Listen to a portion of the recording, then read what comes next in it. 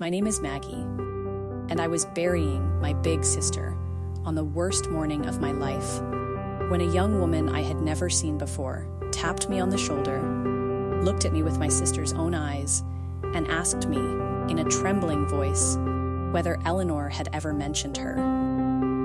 She hadn't. My sister had never mentioned this girl once, not in a single conversation, in 33 years, and I knew.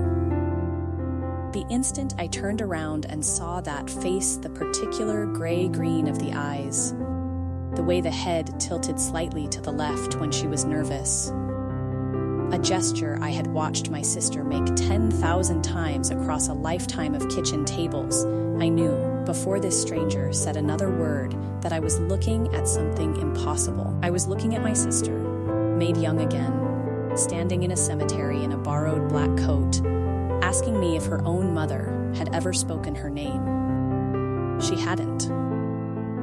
Because my sister Eleanor, the person I thought I knew better than anyone alive, had been hiding her, hiding an entire human being, a daughter, for longer than this girl had been breathing. And in about 3 minutes, standing on the wet grass beside a freshly turned grave, I was going to learn that almost everything I believed about my own family was a story built on top of a 33-year-old silence.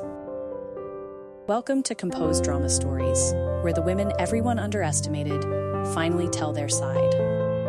If quiet strength and slow justice are your kind of evening, stay with me. Now, this isn't the story you might be bracing for. This isn't a story about a villain getting what they deserve in a courtroom, though there is a reckoning in it, and it is a deep one. This is the story of a secret that a whole family agreed to keep, and what it cost, and what it took to finally break it. It's the story of how I found out that the sister I'd quietly resented for pulling away from me when we were young had not been pulling away at all. She'd been drowning, silently, in a grief she was forbidden to speak of.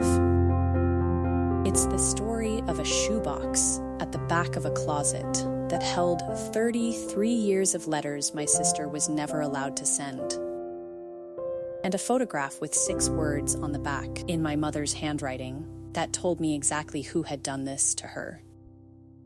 And it's the story of the bravest thing I ever did, which I did standing over Eleanor's grave, in front of the very people who had spent their lives making sure this day would never come. But to understand the tap on my shoulder, to understand why a stranger with my sister's eyes was standing in a cemetery asking if her own mother had ever said her name, you have to understand my sister and the cold, careful house we grew up in. So let me take you back.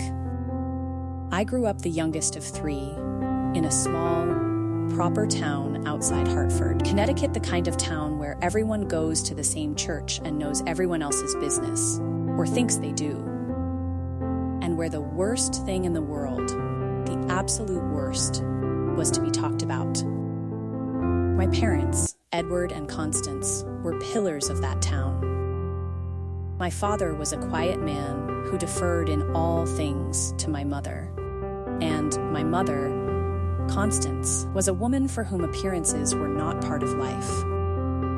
They were life. How things looked, what people would think. The family's good name, those were the load-bearing walls of my mother's entire existence, and God help anyone who threatened them. There were 3 of us. My brother Richard, the eldest, the golden boy, the one being groomed to carry the family name with the proper dignity, my sister Eleanor in the middle, and me, Maggie, the baby, the afterthought, the one nobody worried about because I was quiet and easy and never made trouble. And then there was Eleanor, who I worshipped. I need you to understand what my sister was to me, because it's the whole heart of this. Eleanor was 8 years older than me, which when you're a little girl might as well be a different species. She was beautiful and warm and funny, in a way that our cold house desperately needed. And she was the one who made my childhood bearable. When our mother was being our mother, sharp, withholding, impossible to please, it was Eleanor who'd find me crying in the closet and crawl in next to me and make up ridiculous stories until I laughed. She braided my hair before school. She taught me to ride a bike in the church parking lot on a Sunday afternoon, running behind me with her hand on the seat. And then, the moment I wasn't looking, letting go, so that I rode the whole length of that lot on my own, before I realized she'd already let me fly. She kept a tin of butterscotch candies in her room that she'd dole out one at a time as currency for whispered secrets. And she would lie on the floor of my bedroom at night and let me talk until I fell asleep. And never once made me feel like a nuisance, which in our house was its own kind of miracle. She was, in every way that counted, more of a mother to me than the woman who held the title. I loved her the way you love the person who makes you feel safe in an unsafe house, completely and a little desperately, the way you love a lighthouse when you're a small boat. And that is exactly why what came later cut so deep. You can survive growing up underloved if there is one person who sees you. Eleanor was that person for me. So when she changed when she came home from that year away and the lighthouse dimmed, it wasn't just a sister growing distant. It felt like the one warm thing in a cold house quietly going out and not understanding why, and being too young to do anything but blame myself. And it was an unsafe house, in the particular way that tidy, respectable houses can be. There was no shouting in our home, no broken dishes, nothing a neighbor would ever have heard. The danger in our house was quieter than that. It was the danger of a mother whose love was entirely conditional on performance, on grades, on manners, on never ever embarrassing her in front of the town. We learned young that affection was a wage you earned by being a credit to the family, and that it could be docked, without warning, for the smallest infraction. I learned to be invisible, because invisible children don't embarrass anyone. Richard learned to be perfect, the gleaming proof of good breeding. And Eleanor was too alive to be either invisible or perfect, too warm and too full of feeling. And I think, looking back, that our mother had always regarded Eleanor's very warmth as a kind of liability, a crack in the family's polished surface, through which something messy and human might one day leak. She was right to worry, by her own cold logic. Because that warmth was exactly what got my sister into the trouble that would define both our lives. And when it did, my mother did not reach for her daughter. She reached for the polish. I remember it like a door closing. The year I was 10 and Eleanor was 18, she went away. One spring, with very little explanation, my sister was simply gone sent, I was told, to help our Aunt Lorraine in Vermont, who was unwell and needed company. It was all arranged so quickly and discussed so little that even at 10, I sensed something underneath it. Some pressure in the house. The particular stiff quiet that meant Mother had decided something and it was not to be questioned. She was gone for the better part of a year. And I remember being 10 years old and devastated, writing her long letters in my careful child's handwriting, telling her about school and my friends and how much I missed her, and getting back strange. Short replies, a few stiff lines that didn't sound like Eleanor at all, that read almost like they'd been written under supervision. I told myself she was just busy taking care of Aunt Lorraine. I didn't have any other story to tell, and I remember that when she finally came home, almost a year later, she was different. The light in her had gone somewhere I couldn't follow. She was quieter, slower, like someone recovering from an illness no one would name. She held herself carefully, as if she were carrying something fragile that might spill if she moved too fast or felt too much. And this is the part that shaped my whole life she had pulled back from me. The sister who used to crawl into closets with me, who'd let me talk till I fell asleep, now kept a small, sad, deliberate distance, as if being close to me cost her something she couldn't afford to spend. I was 10. I didn't understand, so I did what children do with things they don't understand. I assumed it was about me. I assumed I'd done something wrong, or that I simply wasn't worth coming all the way back to, that the bond I'd treasured was something I'd imagined or outgrown. And that quiet wound, the belief that my beloved sister had, for some reason I would never be told, decided to love me a little less. I carried it for 33 years. It shaped how I saw myself in the deepest way, the overlooked one, the forgettable one.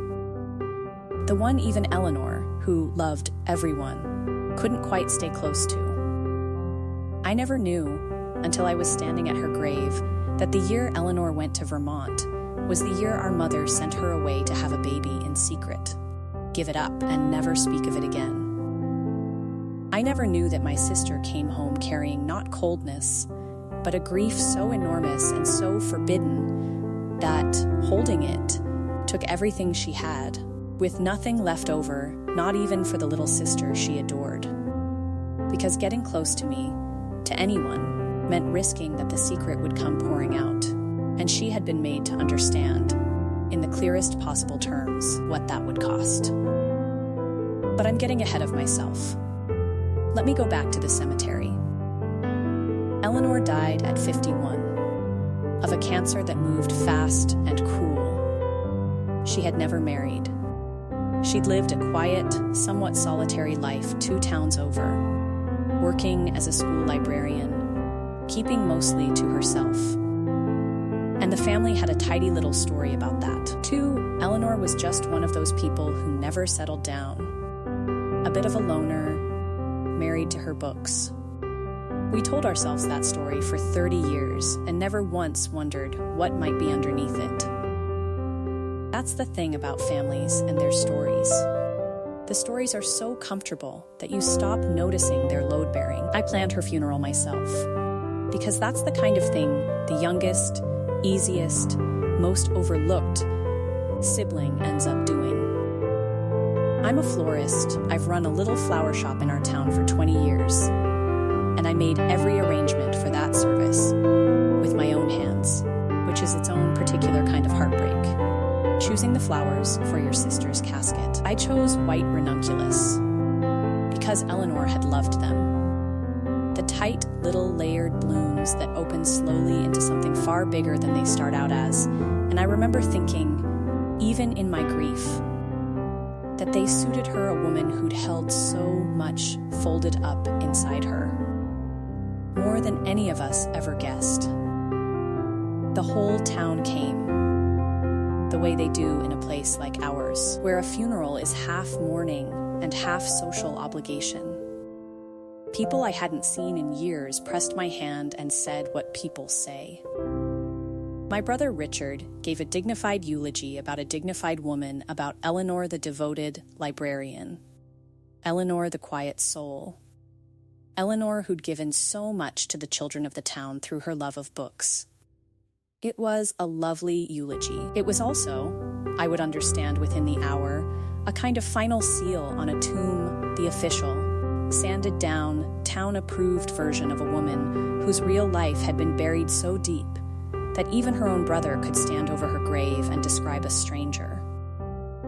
And afterward, at the graveside, as the crowd thinned and drifted back toward their cars and their casseroles, I stood there alone, not knowing how to walk away from the raw hole in the ground that had my sister in it. There is a particular paralysis to that moment, the part of a funeral nobody warns you about. When the ceremony is over and the people leave, and it's just you and the dirt and the unbearable permanence of it. I stood there long after I should have, because walking away felt like agreeing to a world without her in it. And it was in that moment, with the wet October grass soaking through my shoes and the last of the mourners' car doors thunking shut in the distance, that I felt a light, hesitant tap on my shoulder. I turned, and there she was. A girl of maybe 19, in a black coat that didn't quite fit, clearly terrified, clutching a folded piece of paper in both hands like a shield. And my sister's eyes looked out of her face at me. I actually swayed on my feet. For one wild, grief-cracked second, I thought I was seeing a ghost. That Eleanor at 19 had somehow come to her own funeral. It wasn't just the eyes. It was the whole arrangement of her, the tilt of the head, the set of the mouth, a particular way of standing with her weight on one hip that I had not consciously thought about in years, and that I would have known in a crowd of 10,000. My body recognized her before my mind could catch up. My body said, "That is your family. That is Eleanor's." "I'm so sorry," the girl said, her voice shaking. "I'm so sorry to do this here, today, of all days. I know I didn't know when else I'd ever get the chance." She stopped, pressed her lips together, gathered herself, and tried again. "My name is Faye. I think I'm fairly sure that Eleanor was my birth mother. I was adopted as a baby. I've been looking for her for a long time, and I finally found her name. And I found out where she lived. And I wrote her a letter. And then a few days ago, I saw the obituary in the paper." Her composure cracked right down the middle. "So I came. I didn't come to take anything or to cause trouble, I promise. I just wanted to know something about her. Anything. What her voice sounded like. Whether she was kind. I think I waited too long. I think I missed her by a few weeks. And I stood there in that cemetery, holding the leftover flowers from my sister's casket, and the whole architecture of my family rearranged itself in front of me in the space of a breath. The year in Vermont. The light that had gone out of Eleanor and never quite come back. The careful, sad distance. The quiet, solitary life. And the tidy story we'd told about it. 33 years of my sister's silence reorganized itself, in an instant, into one devastating shape. My sister had had a child, and that child was standing in front of me with Eleanor's own eyes. And the two of them had been reaching across 3 decades to find each other, and they had missed by a matter of weeks. I did the only thing my body knew how to do. I dropped the flowers, and I pulled that terrified stranger into my arms, and I held her while she cried, and I said the truest thing I have ever said to anyone. "You didn't miss her, sweetheart. You found her. You found her in me, and I'm going to tell you everything." And that is where the real story starts.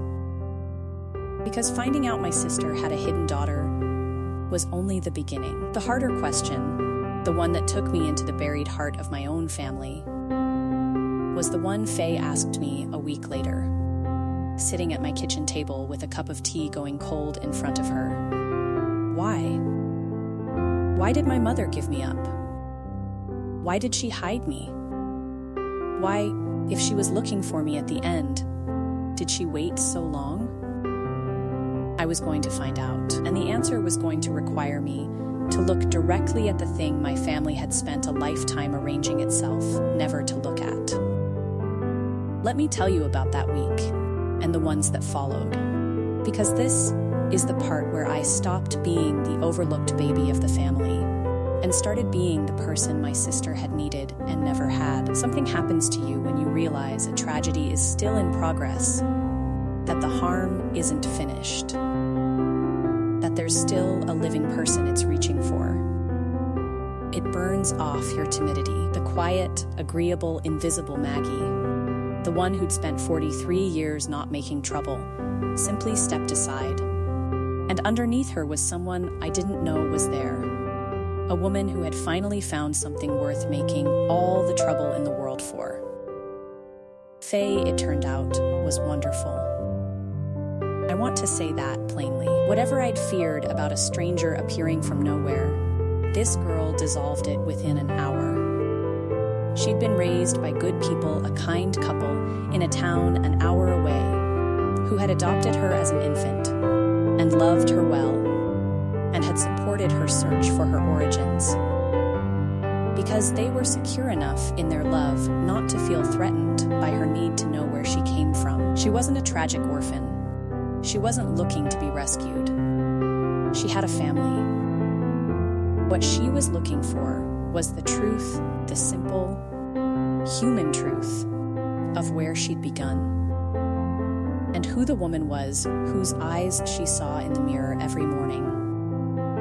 She came to my flower shop that first week, and then again.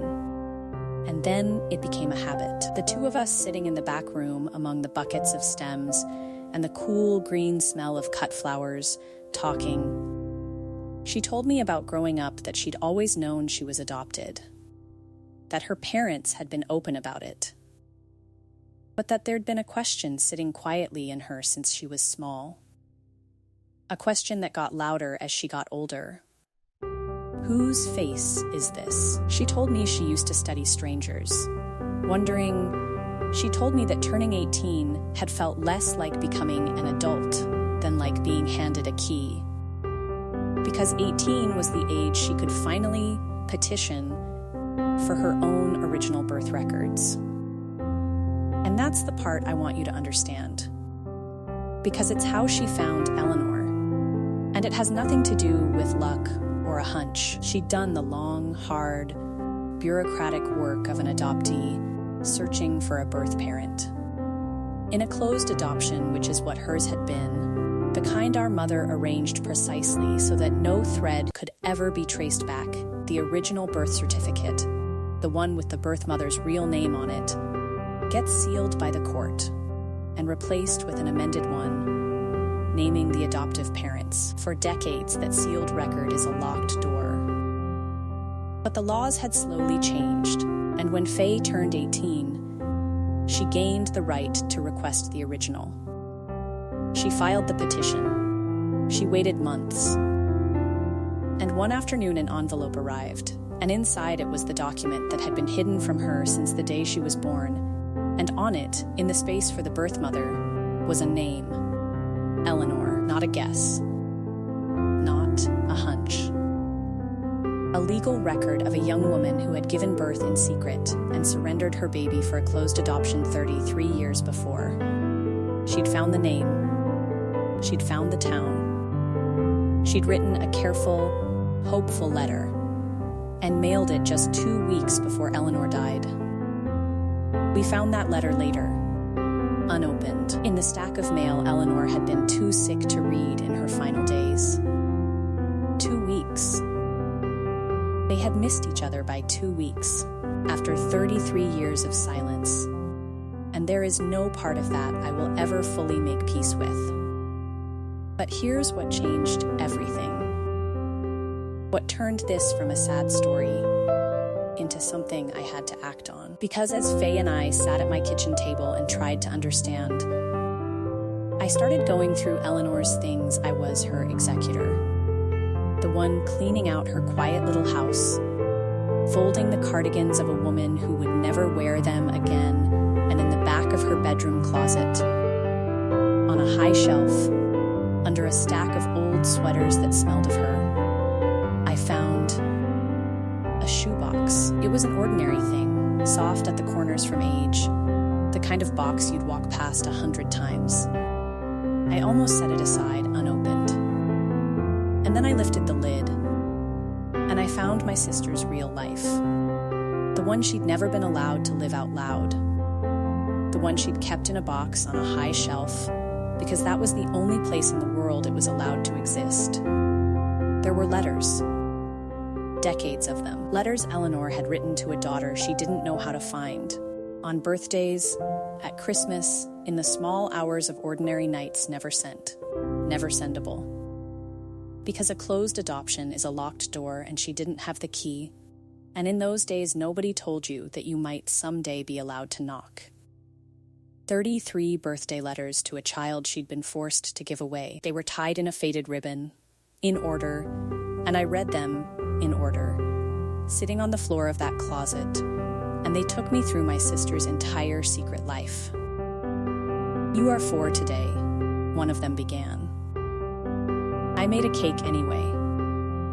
I tell people it's for a friend. I put 4 candles on it, and I sat alone in my apartment, and I blew them out for you, and I made the same wish I make every year." I had to put that one down and walk into the next room before I could keep reading.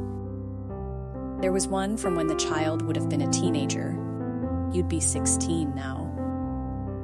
"I wonder if you fight with your mother, your other mother, the one who got to raise you. I hope she's kind. I hope she's everything I wasn't allowed to be, and I hope, on the days you fight with her, that some part of you can feel that somewhere there's a woman who has never once been anything but proud of you, who has loved you across a distance she was not permitted to cross." There was one, the last one, dated only a few months before she died, and the handwriting in it was already weaker. I'm running out of time, and I've decided I don't care anymore what it costs. I've started looking for you. If I find you, I am going to tell you everything, and I am going to let the whole town think whatever it wants. I should have done it 30 years ago. Forgive me for being so afraid for so long. She'd started looking for her. At the very end, dying, my sister had finally found the courage to defy the silence that had been imposed on her at 18, and she and Faye had been searching for each other at the same time. 2 people reaching across 33 years of enforced dark, and they had missed by 2 weeks. I will never make peace with those 2 weeks. But I made a decision about them, sitting on that closet floor, that the searching would not end unfinished. If my sister had spent her last strength reaching for her daughter, then by God, I was going to close the last 2 weeks of distance myself. And there was something else in that box that broke my heart in a different way, and pointed me straight at the truth of who had done this to her. There were a few photographs, old ones, of Eleanor at 18, visibly pregnant, somewhere I didn't recognize, looking out of the frame with an expression I had never once seen on my sister's face in all my life. Pure, cornered, animal fear. And on the back of one, in our mother's unmistakable handwriting, that precise, controlled, perfect hand I would know anywhere were 6 words. This never happened. Burn after the arrangements are complete. Burn after the arrangements are complete. My mother had taken a photograph of her own pregnant, frightened teenage daughter and instructed that it be destroyed, along with, as far as my mother was concerned, the entire fact of her grandchild's existence. Eleanor hadn't burned it. She'd kept it, hidden, for 33 years. The only proof that the most important thing that ever happened to her had happened at all. Now I understood. Not the cold version, the comfortable family version of Eleanor just never settled down, married to her books. I understood the real one, and it rearranged everything I had believed about my own life. My 18-year-old sister had gotten pregnant warm, alive, feeling Eleanor, exactly as our mother had always feared she someday would. And my mother, for whom the family's standing in that small, watchful town was the only God she ever truly served, had not seen a frightened daughter who needed her. She had seen a scandal that needed managing, so she'd shipped Eleanor off under a cover story about a sick aunt in Vermont, arranged a private, closed adoption in some town far enough away that no one would ever connect it to us, made her surrender her baby, and then enforced a silence so total so threaded through with shame and threat that my sister carried it entirely alone for the rest of her life. She was forbidden to grieve. Think about that. She lost a child handed her newborn to strangers and was driven home, and she was not permitted so much as a sad afternoon. Because a sad afternoon might invite a question, and a question might unravel the story. She was made to come home and resume being a Whitfield daughter, as though nothing had happened, as though there were not a living piece of her out there in the world that she would mourn every single day until she died. And she did it. For 33 years, she did it. She was that strong, and that broken, both at once. And here is where the oldest wound of my own life finally closed, sitting on that closet floor. The distance I'd felt from Eleanor when I was 10, the careful, sad pulling back that I had spent 3 decades believing meant I wasn't worth her love, I finally understood it. My sister hadn't pulled away from me because she loved me less. She'd pulled away because loving me fully, the way she used to, crawling into closets and telling me everything, was a luxury the secret would not allow her. If she let me all the way back in, she might let it all out, and our mother had made very sure she understood exactly what that would cost. So she kept a wall up, not to keep me out, but to keep the grief in. For 33 years, I thought my sister had stopped choosing me. The truth was the opposite. She'd been protecting me from the thing that was eating her alive, holding her sorrow at a distance so it wouldn't splash onto the one person in that house she most wanted to keep unburdened. Her distance wasn't the absence of love. It was love, wearing the only disguise our mother's silence would permit it to wear. Every careful inch she kept between us had been, all along, a gift I'd spent 3 decades mistaking for a wound. The cruelty of that, the sheer generational reach of it. How one woman's terror of gossip had stolen not just Eleanor's child, but the closeness between 2 sisters who adored each other, and had made the younger one believe for half her life that she was unlovable, sat me down on the floor of that closet, and I wept for my sister, and for the little girl I'd been, in a way I hadn't even managed at her funeral. And then I got up, because weeping wasn't going to be enough. There was a 19-year-old girl at my kitchen table who deserved to know who her mother really was, and there was a secret 33 years old that had stolen enough. It was not going to steal one more thing, not on my watch. Here is where I have to tell you about my brother, because I was not the only living person who knew the truth. Richard, my older brother, the eldest, the keeper of the family's dignity, Richard had been 21 the year Eleanor went away. He had been old enough to know exactly what was happening, old enough to be trusted with it. And as I started, gently, to talk to a few old relatives, to confirm what the shoebox had told me, it became clear that Richard had not just known. He had helped.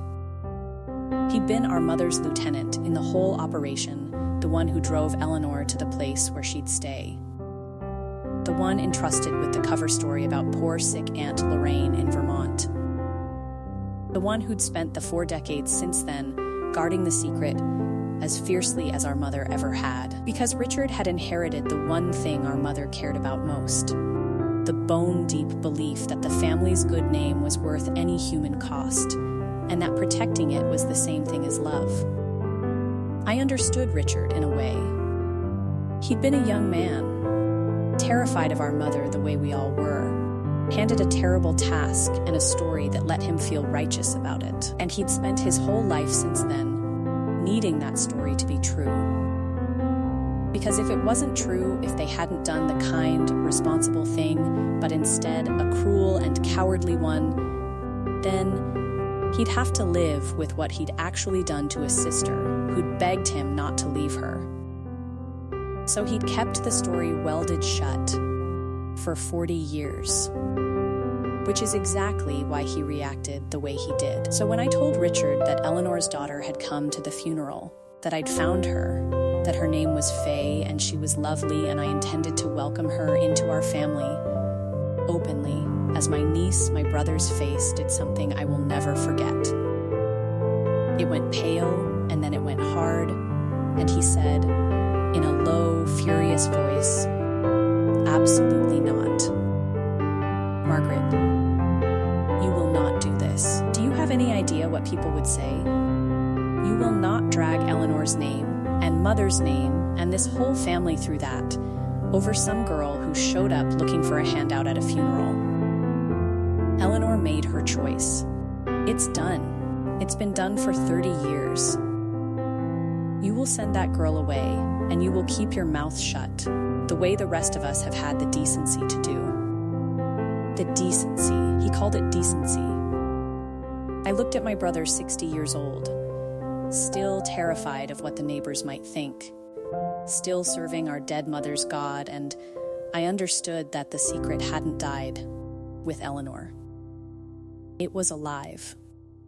It was sitting across from me in my brother's face, and it fully intended to swallow Faye the way it had swallowed 33 years of my sister's life. And I understood that I was the only person standing between this girl and that same erasure. So I want to tell you about the reckoning, because it didn't happen the way you might think. I didn't scream at my brother. I didn't expose him to a room full of relatives. The reckoning was quieter and far more final than that. I looked at Richard and I said, "I've heard you, and now I need you to hear me, because I'm only going to say it once." Our mother spent her whole life making Eleanor carry this alone, and it broke her, Richard, not in a way the neighbors could see, in the way that counts, the inside way. It broke her. You helped. And I understand why you were 21 and she was mother, and you were afraid, and she handed you a story that let you feel good about doing a terrible thing. I'm not going to spend what's left of this family hating you for being a frightened boy 40 years ago, because Eleanor wouldn't want that, and frankly, I am tired, bone tired, of what fear has done to all of us. But I am not afraid of her. She's dead, and her God, the good name, the what will people think, the thing she sacrificed her own daughter to, I buried that God this week, right next to Eleanor. Faye is my niece. She is Eleanor's daughter. She is going to know exactly who her mother was, and how completely her mother loved her, and she is going to have a family, out loud, with her name spoken at the table, because that is the one thing I can still give my sister now that she's gone. You can be part of that, or you can be the last casualty of Mother's secret. But you cannot stop it. It's already done. I've already chosen. And I left. I didn't wait for his answer, because his answer was no longer the point, and that was the whole reckoning. Right there, in my not waiting. For 33 years, this family had organized itself around a single question, asked in my mother's voice, "What will people think?" Every choice ran through it. Every silence served it. I had just walked out of my brother's house, having quietly, permanently removed that question from the center of things, and set a different one in its place. What is the loving thing to do? And once you move that stone, once the foundation question changes, the entire structure that was built on the old one simply cannot stand. I didn't have to topple it. I just had to stop holding it up. We all just had to stop holding it up. Let me tell you how it all settled. Because the justice in this story was not the kind with handcuffs. It was the deeper kind, the kind where a truth that was buried alive finally gets to breathe, and the people who buried it have to live in the light it lets in. I gave Faye her mother. That was the work of that whole next year. and it was sacred work.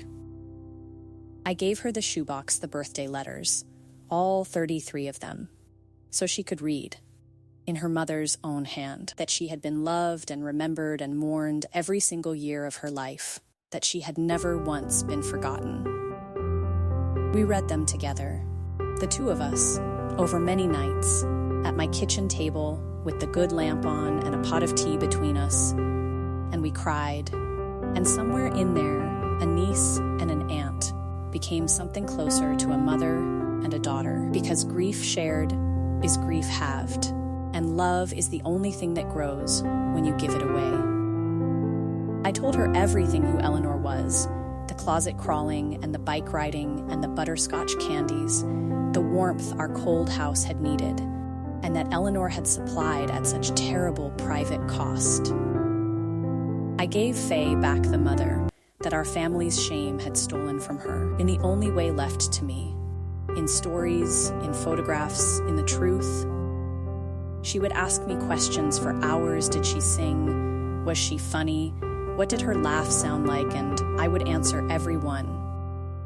And I watched a woman she'd never met slowly take shape in her daughter's mind. Real and warm and whole, the way Eleanor deserved to be remembered. And here is the part I didn't expect. My brother Richard came to me about 2 months later, alone, and he was not the hard, furious man from my kitchen. He was an old man who had spent 2 months unable to sleep.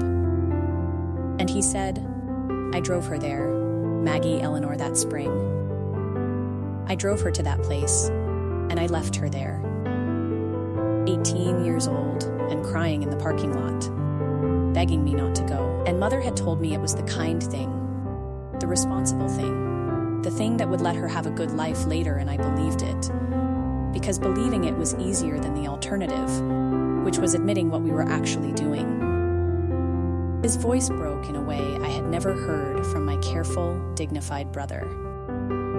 I have carried that drive for 40 years. Every mile of it. I told myself for 40 years that we did the right thing. And then a girl with Eleanor's eyes showed up at the funeral, and I couldn't tell myself that anymore. He looked at me, and there were tears on his face. I'd like to meet her. Faye, if she'd let me. I'd like to meet my sister's daughter before I'm as gone as Eleanor is. And so Richard, too, in the end, chose the new question over the old one. People can change, even late, even after a lifetime of being ruled by fear, but usually only after someone else is brave enough to move the stone first. To prove that the sky doesn't actually fall when you tell the truth. He and Faye are careful with each other, still. There's 40 years of silence to climb over, and you don't do that in an afternoon. But there's a real warmth growing there now, slow and genuine, and I think it's the closest thing to forgiveness our family has ever managed, and I think Eleanor would have wept to see it. Faye is fully one of us now. She has her adoptive parents, who I've come to love and who have been gracious beyond anything I had a right to expect, sharing her with this family that has no claim on her except blood and longing. And she has us, me, especially. She spends holidays at my flower shop helping me with the arrangements, and I've noticed she has her mother's hands. She's good with the flowers, patient with the fragile ones, exactly the way Eleanor was patient with a frightened 10-year-old in a closet. We talk about Eleanor constantly, easily, by name, at the table, the way you talk about someone who is loved and missed and present, which is to say, we did the one thing my family had sworn for 33 years could never be done. We let her exist, out loud, at the table, where she always belonged. So here is what I learned, kneeling on the floor of my sister's closet and standing at the edge of her grave. And I'll give it to you as plainly as I can. The most dangerous thing a family can decide to protect is its own reputation. Because the good name, the what will people think, the keeping up of appearances that God is hungry, And it does not eat strangers. It eats your own. It is always the people you love who get fed to it, because they are the only ones close enough to threaten the image, and so they become the price. My mother fed it my sister's entire capacity for joy. She fed it 33 years of a grandchild's place at the table. She fed it the closeness between Eleanor and me that I mourned my whole childhood, believing I'd done something to deserve the cold. One frightened, controlling woman's terror of being talked about reached forward through 4 decades and quietly maimed 3 separate lives, and never left a mark anyone outside the family could see. That is what these secrets do. They do their violence in a language only the family can hear. And the worst part, the part I most need you to hear, is that the secret didn't even work. It didn't protect anyone. There was never any scandal to prevent. There was only a frightened 18-year-old girl who needed her mother's arms and got a cover story and a one-way drive to a stranger's town instead. No neighbor was ever going to be harmed by the existence of Faye. The only people harmed were the ones inside the silence. Eleanor, who grieved alone for a lifetime. Faye, who grew up with a hole where her history should have been. Richard, who couldn't sleep for 40 years. And me, a little girl who decided she must be unlovable because she couldn't understand why her lighthouse went dark. All that silence accomplished was to make the people inside it suffer, separately, in the dark, for the sake of a scandal that existed only in my mother's frightened imagination. The reputation she sacrificed everyone to protect was never actually in danger. She burned down her own family to put out a fire that wasn't there. So if your family is keeping a secret to protect its image, if there is a person who's been erased, a truth everyone agrees not to mention, a name that isn't allowed at the table, I want you to know that you are allowed to be the one who breaks it. You are allowed to decide that love is more important than what the neighbors think. That a living, breathing human being matters more than a tidy story. The people who buried the secret will tell you that you're the one tearing the family apart, that you're being selfish, that you're dishonoring someone's memory. They told me all of those things. They are wrong. The secret tore the family apart a long time ago, quietly, in 100 small amputations. You're simply the first one with the courage to stop pretending the bleeding isn't happening, and you cannot get back the years it stole. I would give almost anything for one more afternoon with the unhaunted version of my sister, the warm girl from before that spring, the one she might have been if she'd been allowed to grieve her child out loud and keep her place in the world. That version of Eleanor died in a Vermont parking lot at 18. And no one even got to mourn her. But you can refuse to let the silence take the future. Too, you can move the stone. You can put a different question at the center of your family, not what will people think, but what is the loving thing to do, and you can be amazed at what grows once that stone is finally rolled away. I planted my sister's daughter in the place where the secret used to be, and she bloomed. My sister hid a daughter for 33 years, because the people who were supposed to love her unconditionally taught her, instead, that her own child was a thing to be ashamed of, a stain to be managed, a secret to be carried in a shoebox on a high shelf. She died, still hiding her, reaching for her in secret in the last weeks of her life, missing her by a matter of days. That is the cost of the good name. That is what it actually buys. Not protection. Not dignity.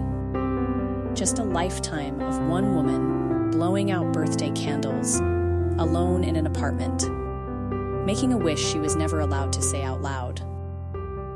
But a stranger tapped me on the shoulder at a funeral with my sister's own gray-green eyes and gave me the chance to finish what Eleanor could not. And taking that chance, catching that terrified girl in my arms over the grave, claiming her, speaking the truth our family had spent 4 decades burying, and laying my mother's hungry God to rest in the same cold ground as my sister is the proudest thing I have ever done in my life. I spent 33 years believing I was the overlooked one, the forgettable baby of the family, the one even Eleanor couldn't quite love.